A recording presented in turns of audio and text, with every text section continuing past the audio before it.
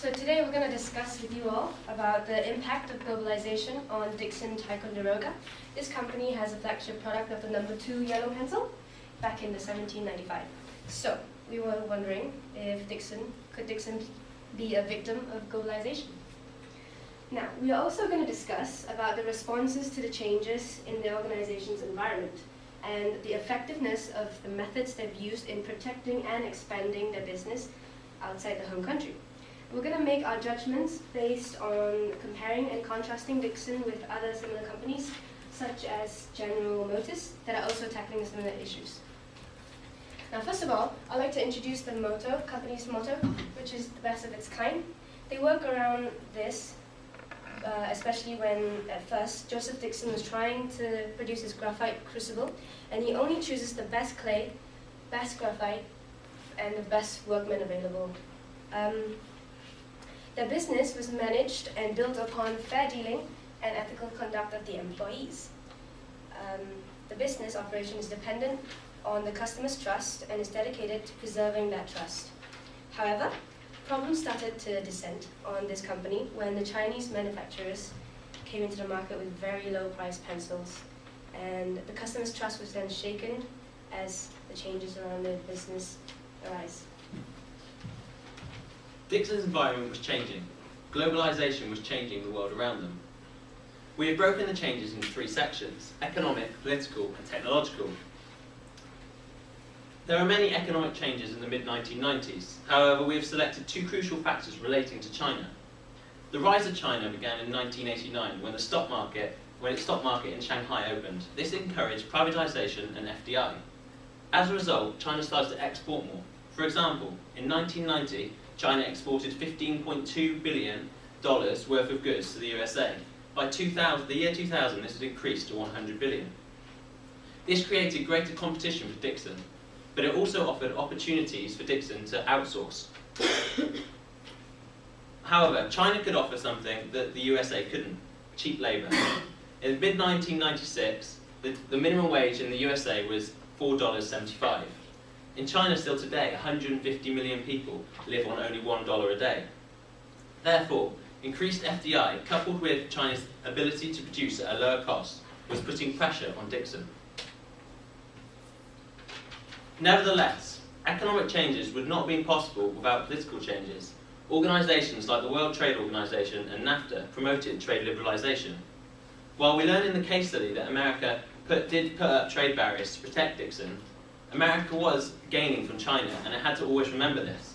In 1990, America exported $4.8 billion worth of goods to China, and this increased to $16.9 billion in the year 2000. China could easily retaliate, and this would affect America's balance of trade. Finally, technologically, there were some massive changes in the 1990s. However, when you think of massive changes in technology, you may think of the internet or the computer, or mobile phones, for instance, but you probably don't first think of the standardized shipping container. A very boring technological advancement, you may think, but fundamental to, arguably, Dixon's downfall. When you think of when the shipping container is standardized, meaning that it can transport goods in multiple forms of transport and in a cost-effective manner, efficiently. In a BBC special report, a box travelled 51,000 miles in 421 days over multiple forms of transport. This allowed China to maintain competitive advances since the container offered a low-cost, efficient way of transporting goods.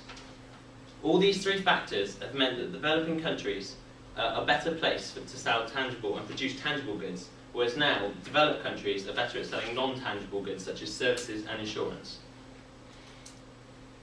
The timeline here shows the state of Dixon as a business organization from 1990 to 2005.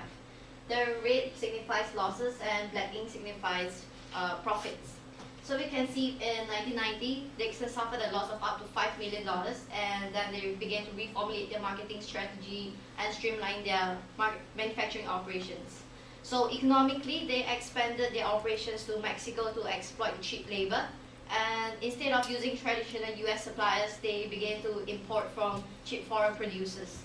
Politically, they relied heavily on the US government to impose taxes to increase the prices of Chinese pencils so that Dixon can remain competitive in the market. And technologically, they experimented with cheaper ways to make pencils. And through using all these methods, they managed to maintain a tidy profits throughout the 1990s, but they experienced a drastic decrease in sales in 1999, and this is due to the Chinese being able to overcome the heavy taxes imposed and produce even cheaper pencils. In 2000, they established a subsidiary in China, and by then most of their manufacturing operations were overseas. Wood was cut into slats in China and sent to Mexico to be made into pencils.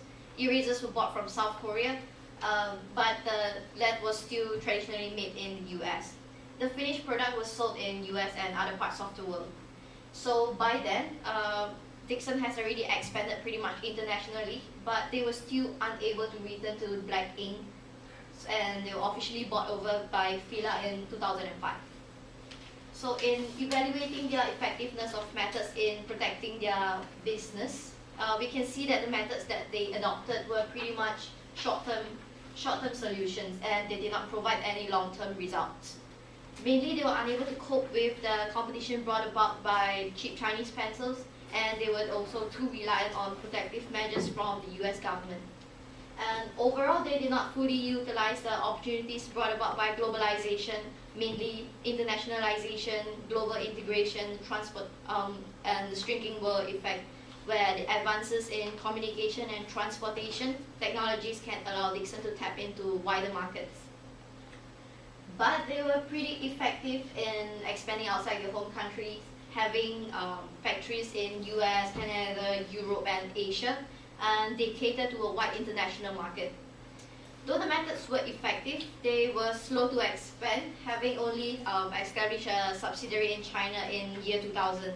And this is one of the major reasons why they were persistently in the red ink in 2000 and had to be bought over eventually in 2005. As we can see, the environment in which businesses are operating in changed greatly during the 1980s and 1990s. A lot of American markets got hit hard due to the increasing amount of imports from South Asia, which were cheaper and more competitive. Dixon and the stationery industry were not alone when faced with the challenge of globalization. I'm going to compare and contrast Dixon with the car industry in America.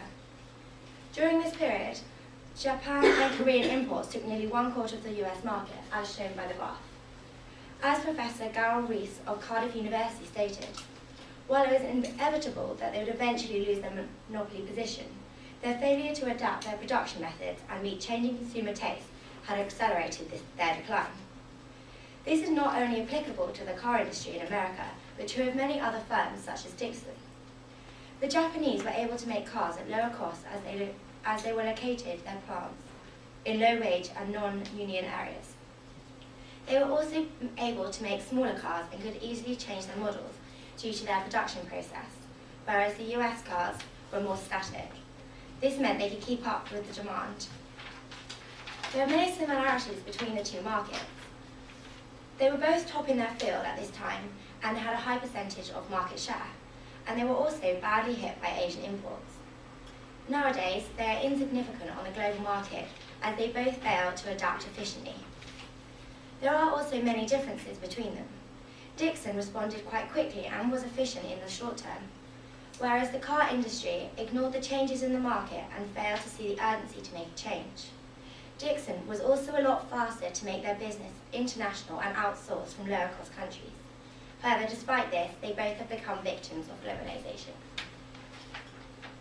Alright, now to conclude, we think that this is important to read to you guys about this quote, as we believe that the situation is nicely and suitably represented by Warner in his article called Made in China in 2007, that America's competitive advantage and brittle, innovative energy and smarts can't be outsourced. Rising nations may have cost advantages, conventional wisdom has it, but they can't match America's creativity. Certainly, that's how Detroit saw the world not so long ago. So now, in conclusion, after all the data we've collected, we have come to the conclusion as a group that the company is in fact a victim of globalization. And we have seen that globalization has changed economically, politically, and technologically in this company's landscape. And in response to those changes, we believe that to the extent that Dixon was effective in the short term, but not in the long term, in protecting and expanding their business. We also need to remember that globalization does not affect just one market segment. It affects all other market segments, including the car industry, for example. And therefore, you could argue that some companies may be naive and weren't ready to adapt to changes in the group. Thank you for listening. Thank you.